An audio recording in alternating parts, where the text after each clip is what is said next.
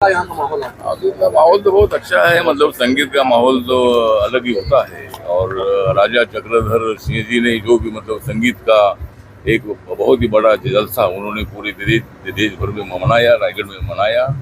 और वो आदिवासी समाज के राजा होने के बावजूद भी उन्होंने संगीत को बहुत ही बड़ा सम्मान देने का काम किया था। तो शास्त्रोक्त संधि जो होता है ये बहुत ही मधुर होता है।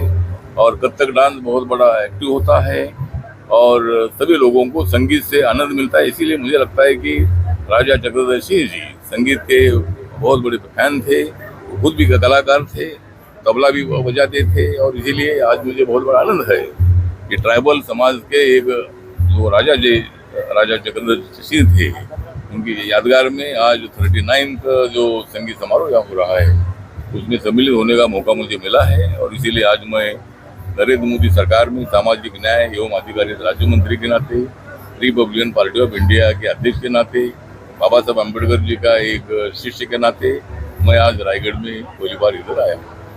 आपके भाषण में कविता के अंश नजर आए, आप भी सांस्कृतिक रंग में लगे नजर आ रहे हैं आज। नहीं, मुझे भी संगीत अच्छा लगता है, मुझे कविता अच्छी लगती है और कविता से संगीत बनता है, संगीत से कविता बनती है। तो भले जी मुझे जब से मैं स्कूल में था तब से मुझे संगीत के बारे में बहुत बड़ा अट्रैक्शन था। फिल्में देखने में मैं मुंबई रहता था तो मैं सभी कलाकारों के जब फिल्में देखता था। और आज भी मुझे बहुत सारे कलाकारों के संबंध बहुत मेरे अच्छे हैं।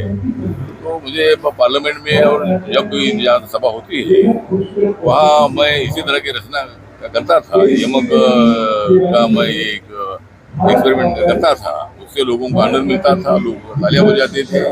और इसीलिए मुझे आदत है कि मैं बैठे बैठे कुछ न कुछ तो मैं लिखता हूँ। और मैंने कोई किताब तो नहीं निकाली है। ऐसे अरविंद केजरीवाल इस्तीफा दे रहे हैं। अरविंद केजरीवाल जी इस्तीफा दे रहे हैं 2 दिन के अंदर, बता रहे हैं दिल्ली के मुख्यमंत्री। मुझे लगता है कि अभी क्या करना है वो तो उनके ऊपर डिपेंड है। अभी इस्तीफा दे रहे हैं तो बहुत अच्छी बात है। इस्तीफा देकर वो हरियाणा में ज्यादा प्रचार करे, अपने लोग ज्यादा चुनकर लाए। लेकिन जिस तरह अरविंद केजरीवाल जी को मतलब जेल में जाना पड़ा था, उसमें ईडी ने मतलब पूरा पेपर उन्होंने उनके पास था और वहाँ घोटाला हुआ। इसीलिए जिस करप्शन के खिलाफ अरविंद केजरीवाल जी नेता बने थे, माननीय अन्ना हजारे जी हमारे महाराष्ट्र के आते हैं, उनके आंदोलन में वो बहुत बड़े एक्टिव रहे। और भ्रष्टाचार मुक्त भारत होना चाहिए उसके लिए उन्होंने आंदोलन किया था। लेकिन ये दारू घोटाला, वाइन घोटाला जो हुआ था उसमें सब जो आम आदमी पार्टी के लोग उनका संबंध था। तो अभी अरविंद केजरीवाल जी बाहर आए हैं और उनको हमारी बधाई, वो अच्छा काम करें, दोबारा जेल में ना जाए। कोलकाता जैसी जो घटनाएं हो रही है, रेप कांड हुआ था डॉक्टर्स के साथ कोलकाता में, पश्चिम बंगाल सामाजिक सुरक्षा, महिलाओं की सुरक्षा के लिए क्या हाँ, पश्चिम बंगाल हो मतलब पूरे देश भर में हमें रोज कोई न कोई तो न्यूज सुनने के लिए, पढ़ने के लिए मिल रही है। अच्छी बात नहीं है। महिलाएं सुरक्षित नहीं है, बच्चियां सुरक्षित नहीं है, आदमी जानवर से भी बदतर बन चुका है। तो इसलिए मुझे लगता है कि सरकार की तो जिम्मेदारी है ही है, लेकिन समाज की भी जिम्मेदारी है। समाज के लोगों ने भी मतलब इसमें ध्यान देने की आवश्यकता है। ऐसी मेंटेलिटी जो है ये बेवकूफ मेंटेलिटी है, ऐसे मेंटेलिटी को खत्म करना चाहिए। ऐसे लोगों पर बहिष्कार डालना चाहिए। और जो इसी तरह का अत्याचार करते हैं उनको जल्दी 4-6 महीने के अंदर ही उनको फांसी की सजा मिलनी चाहिए। इसी तरह की हमारी मांग है। राहुल गांधी विदेशों में जाके आरक्षण की जो बात कर रहे खत्म हो जाएगा, राहुल गांधी जी बोल रहे आरक्षण खत्म होगा, लेकिन आरक्षण कभी खत्म नहीं होगा। भविष्य में कांग्रेस पार्टी की सुनो ना, भी ये बोल रहा है, तुम किसने बोल रहे हैं जी, वो तो बोलने दो।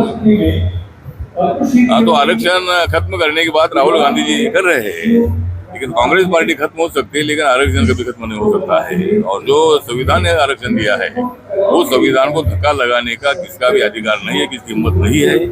राहुल गांधी ने लोकसभा में आरक्षण जाएगा इस तरह की बात की थी, संविधान बदल जाएगा इस तरह की बात करके लोगों के सामने ब्लैकमेल करके उन्होंने वोट लिया था।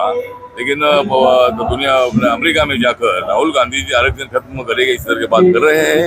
इसका हम धिक्कार करते हैं, निषेध करते हैं।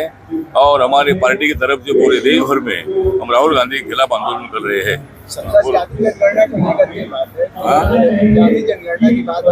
जाति गणना के बारे में हमारा कहना यह है कि जाति जनगणना राहुल गांधी जी आज मांग कर रहे हैं, अपोजिशन वाले आज मांग कर रहे हैं, लेकिन जब वो सत्ता में थे तब उन्होंने जाति के आधार पर मतलब जनगणना नहीं की थी। तो सरकार की डिफिकल्टी ये है कि आर्टिकल 17 के मुताबिक कास्टिज्म को खत्म किया है। तो जाति के आधार पर आरक्षण कैसा जनगणना कैसी करे, ये प्रॉब्लम पहले सरकार का भी था और अभी की सरकार का भी प्रॉब्लम है। लेकिन मेरे पार्टी की तरफ से मेरी मांग है कि सब जाति का सेंसस जाति के आधार पर होना चाहिए। अगर सेंसस हो जाता है तो प्रत्येक जाति का परसेंटेज कितना है वो मालूम हो जाएगा और आगे आरक्षण देने के लिए और भी कोई उनको इकोनॉमिकल सोशल न्याय देने के लिए उसका अच्छा उपयोग हो सकता है। इसीलिए मैंने राज्यसभा में भी मेरे पार्टी की तरफ जो मांग किया है कि जाति के आधार पर जन